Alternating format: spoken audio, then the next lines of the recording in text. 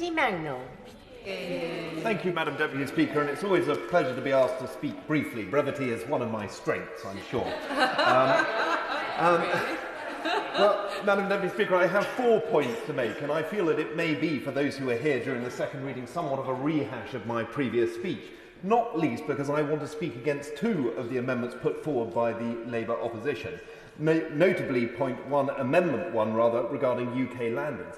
They talk about the need for percentages for what our fishermen should be required to land. Isn't the answer to that, rather than restricting where our fishermen can go and where they can land their catch, is to develop those ports, to make them competitive against those European ports, so that we can attract not only our own fishermen, but other fishermen from Europe to land their catch here?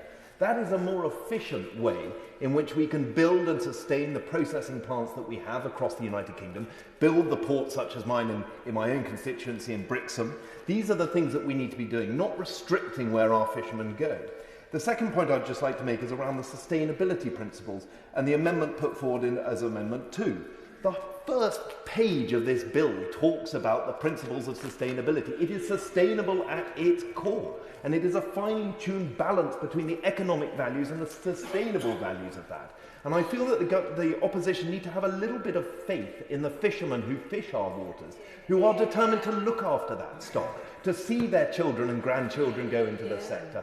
That is something that really matters. Now, one point that has been touched on by a number of people is about the idea of how we develop and encourage our own buy local campaign.